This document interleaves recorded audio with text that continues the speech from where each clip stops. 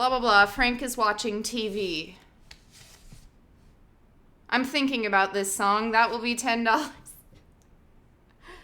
The artist still won't get paid, by the way.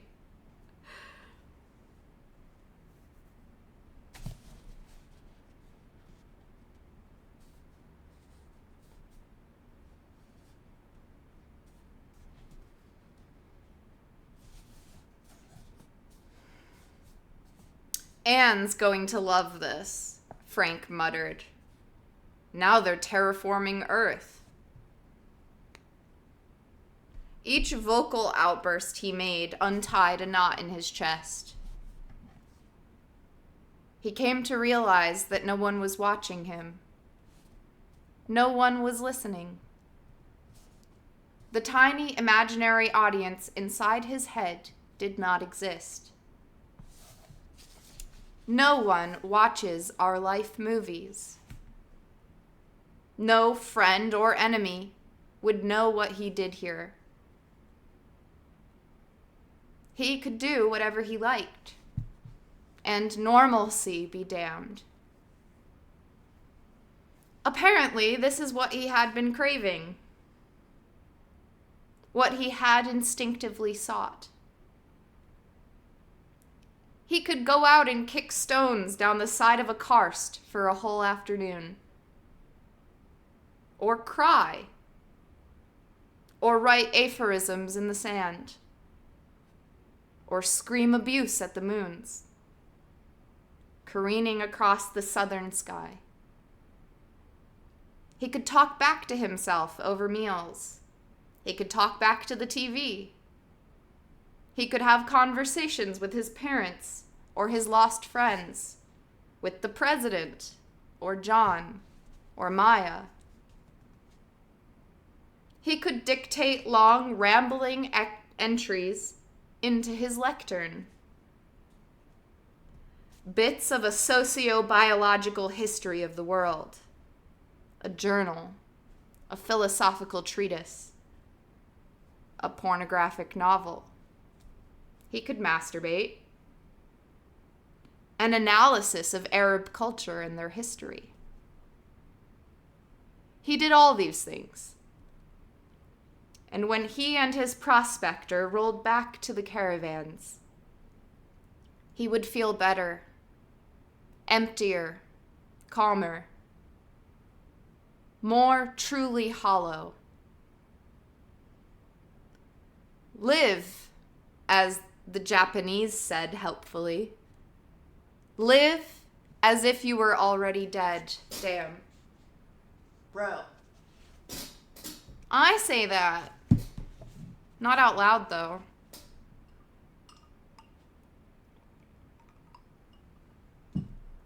Live, the Japanese said helpfully, as if you were already dead. But the Japanese were aliens. And living with the Arabs sharpened his sense of how alien they were, too. Oh, they were part of 21st century humanity, no doubt about it. They were sophisticated scientists and technicians, cocooned like everyone else in a protective shell of technology at every moment of their lives, and busy making and watching their own life movies. Alzer, thank you for 51 months.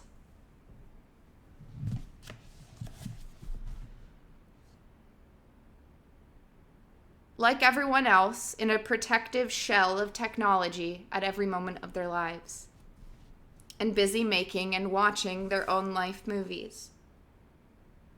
And yet they prayed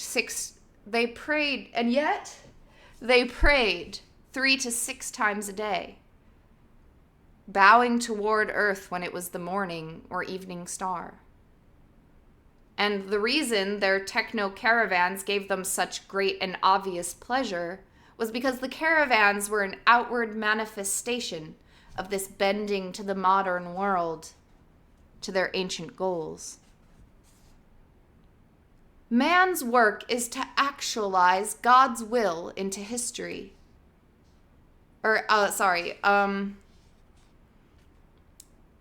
Their techno caravans gave them such a great and obvious pleasure was because the caravans were an outward manifestation of this bending of the modern world to their ancient goals. Man's work is to actualize God's will in history, Zeke would say. We can change the world in ways that help to actualize the divine pattern. It's always been our way. Islam says the desert does not remain desert. The mountain does not remain mountain. The world must be transformed into a semblance of the divine pattern, and that is what constitutes history in Islam. Al-Kahira gives us the same challenge as the old world, except in a purer form. He would say these things to Frank as they sat around his rover, in his rover, in its tiny courtyard. These family rovers were transformed into private preserves, spaces that Frank was seldom invited to, and then only by Zeke. Each time he visited, he was surprised anew. The rover was nondescript from the exterior, big with darkened windows, one of several parked in a bunch with walk tubes between them.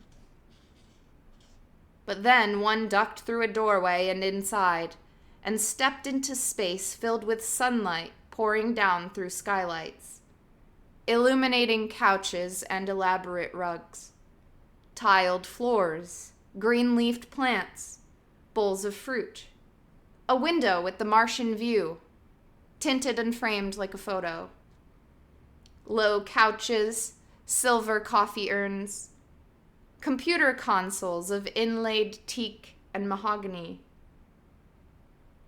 running water in pools and fountains. A cool, wet world, green and white, intimate and small. Looking around, Frank had the powerful sensation that rooms like this had existed for centuries. That the chamber would be instantly recognized for what it was by people living in the empty quarter in the 10th century. That the chamber would be instantly recognized for what it was by people living in the empty quarter in the 10th century, or across Asia in the 12th.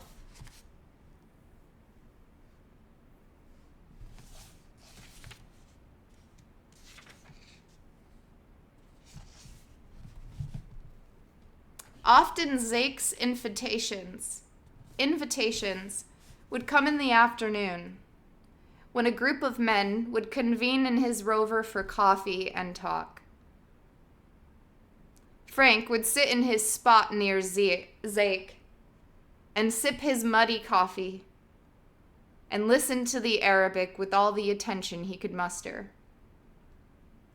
It was a beautiful language, musical and intensely metaphoric, so that all their modern technical terminology resonated with desert imagery because of the root meanings of all the new words, which, like most of their abstract terms, had concrete physical origins. Arabic, like Greek, had been a scientific language early on, and this showed in the many unexpected cognates with English, in the organic and compact nature of the vocabulary.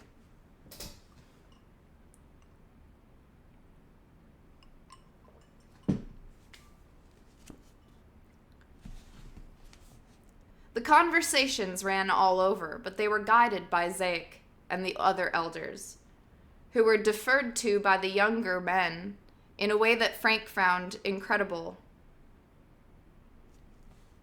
Many times the conversation became an overt lesson for Frank on Bedouin ways, which allowed him to nod and ask questions, and occasionally to offer comments or criticism. When you have a strong conservative streak in your society, Zayek would say, which detaches itself from the progressive streak, that's when you get the worst kinds of civil wars.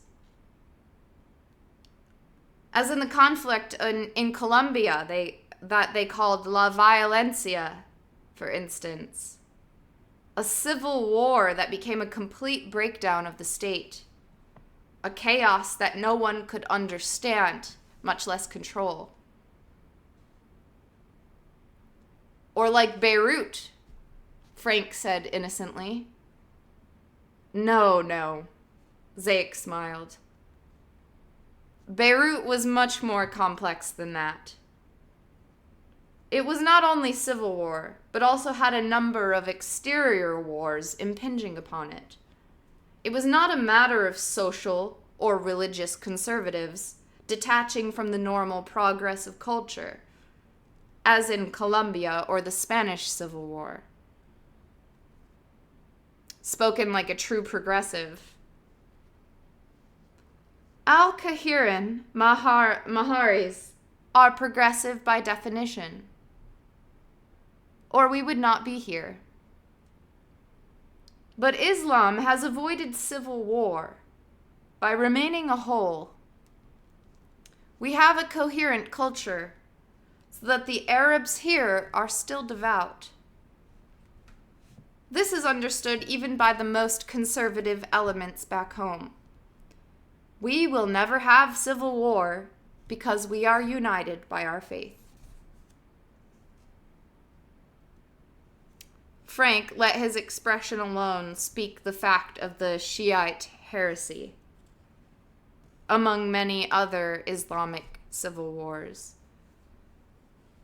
Zayek understood the expression, but ignored it and forged on. We all move together through history, one loose caravan. You could say that here on Al-Qahira, we are like one of our prospecting rovers. And you know what a pleasure it is to be in one of those. So, Frank thought hard about how to word his question. His inexperience with Arabic would only give him a certain amount of leeway before they got offended. So, is there really the idea of social progress in Islam? Oh, certainly. Several of them had replied in affirmative, and were nodding still. Zayek said, "Don't you think so?" Well, Frank let it pass. There still was not a single Arabic democracy. There was still not a single Arab democracy.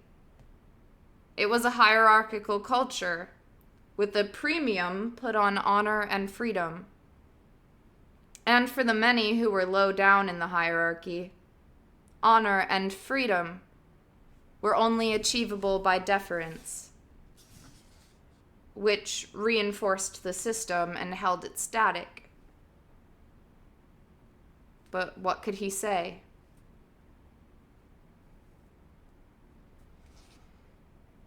The destruction of Beirut was a disaster for progressive Arab culture, another man said. It was the city where intellectuals and artists and radicals went when they were attacked by their local governments. The national governments all hated the pan-Arab ideal. But the fact is, we speak one language across these several countries, and language is a powerful unifier of culture.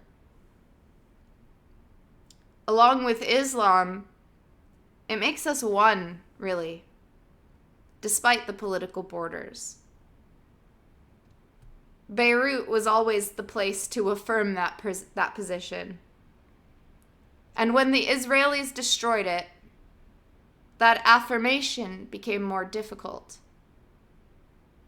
The destruction was calculated to splinter us. And it did.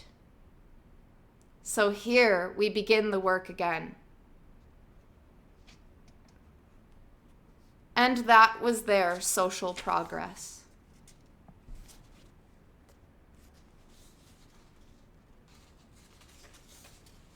And there's like a little asterisk. So I might end there for this week.